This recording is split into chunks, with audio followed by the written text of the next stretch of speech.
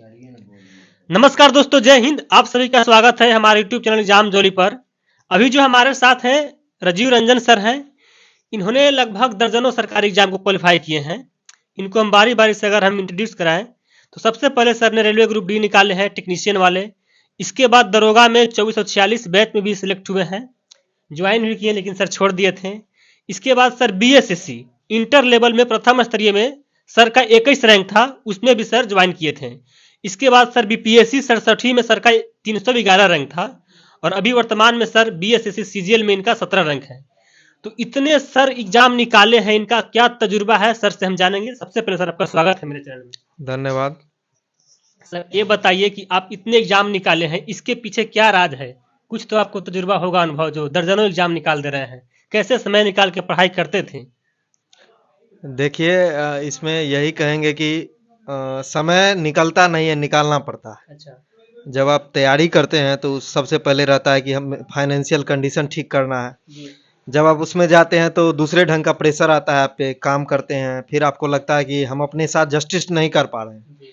जितना हमें क्षमता है उसका इस्तेमाल नहीं कर पा रहे हैं। जी।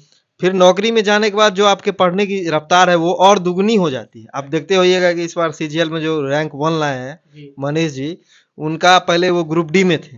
जी। तो ग्रुप डी में बहुत कठिन नौकरी रहता है, तो सेम मेरे साथ भी हुआ। ग्रुप डी में गए, फिर टेक्नीशियन में गए, फिर SI में हुआ सिलेक्शन, उसमें भी गए, कुछ फिजिकल कारण से उसको छोड़ना पड़ा। जी। बिहार SSC में आया, फिर मतलब लो ग्रेड में आए तो थोड़ा सा सोशल इशू बन गया। जी। लोग मतलब तरह तरह की बातें करने लगे, क्या है नहीं है। फिर बोले कि नहीं, अभी मेहनत जो है जारी रहेगी। जी। और फिर BPSC और बिहार SSC CGL दोनों का एग्जाम दिए जी। और संजोग ऐसा रहा कि दोनों में जो है, आपका select। हाँ, दोनों में सिलेक्शन हो गया। तो आप सर एक डिपार्टमेंट में जॉब करते हुए अगले जॉब की तैयारी सर किस प्रकार किया करते थे? समय तो सर आपको काफी कम मिलता होगा। देखिए, समय हम पहले ही बोले कि समय कम मिलता है, आपको कम से कम 8 घंटा मतलब नौकरी करना पड़ेगा। जी। उसके बाद अगर आप अकेले हैं तो खाना पीना भी बनाना पड़ेगा। जी। और उसके बाद आपको टाइम निकालना है, तो इसमें आपको स्मार्ट स्टडी करना पड़ेगा। जो आप जान जाइए कि कोई भी आदमी को जो उसका जो कमी है जी। या उसका जो मजबूत पक्ष है वो उसके अलावा कोई नहीं जानता। जी। खुद का खुद को पता है। जी। तो वही मेरे साथ था। हमको पता था कि मेरा कमजोरी क्या है, तो हम बस कमजोरी का एक लिस्ट बना के अपने सामने रखते थे और उसी को हम दूर करने का प्रयास करते थे। और टाइम मैनेज मतलब जितना बेहतर तरीका से हो सकता है। अगर मान लीजिए कि हम अगर 16 घंटा अगर हम जग के काम कर रहे हैं, मान लीजिए 8 घंटा, अगर 7 घंटा 8 घंटा सोना है, जी। तो हम 16 घंटा में ड्यूटी का 8 घंटा काट दीजिए। 8 घंटा में फिर जो है सो हम कोशिश करते थे कि जितना मैक्सिमम से मैक्सिमम टाइम हम पढ़ाई पे दें। पढ़ाई करें। हाँ, ये हमेशा मेरा टारगेट रहता है, क्योंकि इसमें कोई एक्सक्यूज और सॉरी नहीं था। अगर आप बहाना करिएगा तो टाइम तो यूं ही निकल जाएगा, लेकिन फिर वो नुकसान तो हम ही को उठाना पड़ता। वीडियो को सर आगे बढ़ाने से पहले मैं यहाँ पर रोकना चाहते हैं। आपको सर BPSC 67 में सर आपका 311 रैंक है और बिहार CGL में आपका 17 रैंक है सर। तो आप सर कौन सा चॉइस कीजिएगा, मेन BPSC सर या CGL ASO? देखिए, अभी तो मतलब ASO का भी रिजल्ट बाद में आया है, जी। लेकिन हम मतलब पहले से ही डिसाइड किए हुए हैं कि BPSC में ही जाना है। जी। चूंकि BPSC में बहुत सारे लोग को लगेगा कि BPSC में सिलेक्शन हो गया तो ASO में हम क्यों मतलब ये करवाएं। जी। जी। तो इसका भी हम जवाब दे देते हैं। देखिए, जिस समय ASO का DV हो रहा था जी। उस समय तक BPSC का फाइनल रिजल्ट नहीं आया था। अच्छा। और आपको पता है कि BPSC में 2.5 गुना लोग को इंटरव्यू के लिए बुलाया जाता है। जी। तो फिर जो है सो उस समय निश्चित ही नहीं था कि मेरा सिलेक्शन होगा या नहीं होगा। नहीं होगा। और जब DV करवाए तो फिर जो है सो रिजल्ट आ गया। रिजल्ट आ तो गया। इसमें मतलब ये नहीं है कि मतलब हम जानबूझ के ऐसा किए हैं, ऐसा कुछ नहीं है। मेरा उद्देश्य ये नहीं है कि किसी का हम मतलब नुकसान करें। और अभी हम BPSC अगर हम आगामी देते हैं तो हमको जो रैंक मिला है, जो पद मिला है, जी। हम उस लेवल का कोई भी पद फिल नहीं करते। अच्छा। हम उसको छोड़ देते हैं, इसलिए कि मान लीजिए कि हमको जो नहीं चाहिए, किसी का जॉब हो जाएगा अच्छा रहेगा, जी। हमको जो चाहिए बस हम उसी को फिल करते हैं। यानी अभी सर आप मेन BPSC में जाएंगे जिसमें हाँ, आपका 311 रैंक है। हाँ, बिल्कुल बिल्कुल, हम अभी BPSC में ही जाएंगे। अब सर छात्रों का रहता है कमेंट कि आखिर इतना एग्जाम निकाले हैं, कौन कौन सा बुक लिस्ट आप पढ़ाई किया करते थे? GK GS हो गया, मैथ हो गया, रीजनिंग हो गया, कैसे आप तैयारी करते थे? देखिए, GK GS में पहले तो BPSC में उतना मतलब ये नहीं था कि कुछ अलग से पढ़ना था। जी। BPSC हो, बिहार SSC हो, बिहार दरोगा हो, जी। कमोबेश एक ही जैसा सिलेबस था। अब 68वीं से थोड़ा सा चेंज हो गया है जी। BPSC में, जी। लेकिन बेसिक भी कहीं न कहीं वही है। जी। तो हम जो है, हम तो ऐसे बहुत सारे सोर्स को अध्ययन किए हैं, अच्छा। लेकिन जो मेरा बेस रहा है वो कहीं न कहीं कुछ ही बुक रहा है। जैसे कि GK में हम लुसेंट का जो डिस्क्रिप्टिव बुक है जी। उसको प्रेफ़र किए हैं। जी, इसके अलावा मतलब जो है सो जो घटना चक्र का अलग अलग बुक आता है, जी। उसको भी हम पढ़े थे 2018 में। अच्छा, हाँ, उसको हम सारा सब्जेक्ट वाइज पढ़े हैं। और साइंस के लिए जो है रुक्मिणी का बुक पढ़े थे, बिहार एसएससी के लिए स्पेशली। अच्छा। ठीक है। उसके बाद मैथ और रीजनिंग में मतलब बेस ठीक ठाक था। जी, तो जो प्रॉब्लम था उसको मतलब मैथ रीजनिंग का मेरे पास बहुत सारा बुक है, लेकिन जी, जो लोग मान लीजिए तैयारी शुरू कर रहे हैं वो कोई भी एक बेसिक बुक ले लीजिए। जी, ठीक है। आर एस अग्रवाल का ले लीजिए, आर्यहंत का एक पतला सा रीजनिंग का बुक आता है, रुक्मिणी का आता है, कोई भी ले लीजिए और उसको आप पढ़िए। जी, चैप्टर वाइज बनाइए, चैप्टर वाइज प्रैक्टिस कीजिए। उसके बाद कॉन्सेप्ट क्लियर हो जाएगा और जीके जीएस में उसी तरह से कीजिए। ठीक है। जी। जो नए छात्र हैं, जो बिहार एसएससी के फॉर्म फिल कर दिए हैं, उनके लिए सर अब से क्या करना चाहिए? देखिए, इसमें दो टाइप के स्टूडेंट होंगे। जी, एक तो होंगे कि अभी नया होंगे, इंटर पास एकदम किए हैं, बिल्कुल नए होगा, बिल्कुल फॉर्म नए फिल होंगे। कर दिए हैं। और एक होंगे कि थोड़ा सा पढ़ चुके होंगे। जी, तो और जो मार्च लोग में सर संभावना है एग्जाम लेने का, तो 90 दिन का सर प्लान बताइए। तो 90 दिन में देखिए, सबसे पहले तो आपका जो क्षमता है जी, उसको थोड़ा सा बढ़ाना पड़ेगा। जी, आप इतना पढ़ लीजिए कि एक बार कम से कम जीके, साइंस, मैथ और रीजनिंग का सिलेबस कंप्लीट कर पाए। जी, मैथ में अर्थमेटिक पूछा जाता है, मोटा मोटी आप उसको 15 चैप्टर है उसको बना लीजिएगा, आपका काम हो जाएगा।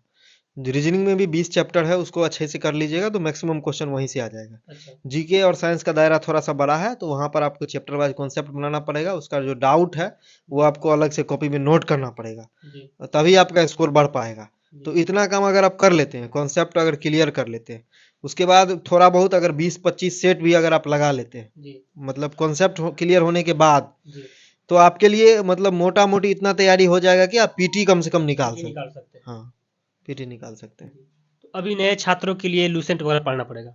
हाँ, देखिए, मतलब लूसेंट का मतलब ये नहीं कि मैं प्रमोशन कर रहा हूँ। अच्छा, आप लूसेंट पढ़िए, लूसेंट का ऑब्जेक्टिव पढ़िए, जिनको ऑब्जेक्टिव पसंद है, जी, या घटना चक्र का पढ़ सकते हैं। महेश वर्णवाल का भी एनसीईआरटी सार संग्रह आता है। जी। मतलब कोई भी बुक आप चूज कीजिए। बहुत सारे एस्पिरेंट हैं जो कि बहुत दिनों से तैयारी कर रहे हैं, 3 साल हो गया, 4 साल हो गया, उनको एक सरकारी नौकरी नहीं मिल रहा है, और आप यहाँ लगातार जॉब पर जॉब देते जा रहे हैं। तो इसका जो है तजुर्बा आपका क्या रहा, और उन छात्रों के क्या आप कहना चाहते हैं जो एग्जाम दे रहे हैं उनका नहीं हो रहा है, थोड़ा सा वो डिमोटिवेट हो जाते हैं, उनके लिए आप क्या मोटिवेशन देंगे?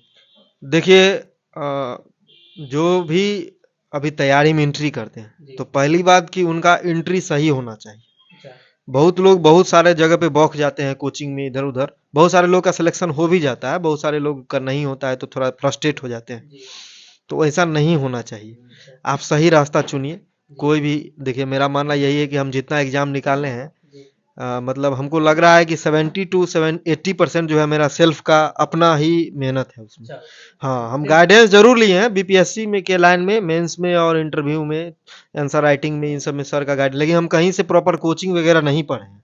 एकदम खुद से सेल्फ है, हाँ, कहीं सेल्फ है, कोचिंग नहीं। कहीं कोचिंग नहीं किए, कोई भी यानी कोचिंग। कहा जा सकता है कि जो छात्र तैयारी कर रहे हैं बीपीएससी के क्यों नहीं कर रहे हैं, उनके लिए कोचिंग जरूरी नहीं है, क्योंकि जितना देखिए, डर का एग्जाम्पल आप लेकर कोचिंग आए में थे। आपका सरलीकरण जरूर होता है। अच्छा, मतलब आप मान लीजिए हम 2 साल मेहनत करेंगे तो आपको 6 महीना में वहाँ कंटेंट वगैरह और ये सब में सहूलियत होता है। हाँ, हाँ, लेकिन आपको इस्तेमाल करना आना चाहिए। अच्छा, अब जैसे मान लीजिए कि आपको 4 ढंग का सब्जी ला के दे दिया, अब आप 2 कारीगर है तो दोनों का बनाने का तरीका अलग अलग होगा, कोई जी, बहुत अच्छा से बना जी, सकता है, कोई खराब से। जी, तो रेसिपी तैयार है, जी, रेसिपी मार्केट में भी है और कोचिंग में भी है।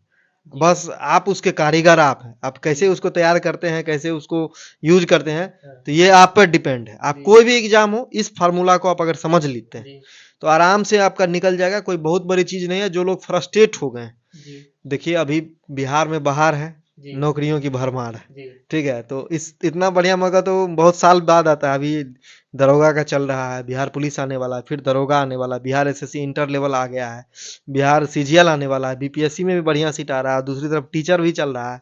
जी, तो मतलब रेलवे भी आ सकता है, तो जी, नौकरी ही नौकरी है। नौकरी नौकरी, तो बस इतना एक में, बार तैयारी कीजिए हाँ, और सारा नौकरी तो पा लीजिए। इतना में कंफ्यूजन नहीं पालना है कि मतलब न घर के रहे ना घाट के रहे। जी, आप अपना कमजोरी समझ लीजिए। किसी का जीके कमजोर है तो मैथ रीजनिंग वाला एग्जाम पे ज्यादा टारगेट कीजिए, किसी का मैथ रीजनिंग कमजोर है तो जीके वाला को टारगेट कीजिए। कोई एक पर फोकस कीजिए अपना क्षमता के अनुसार।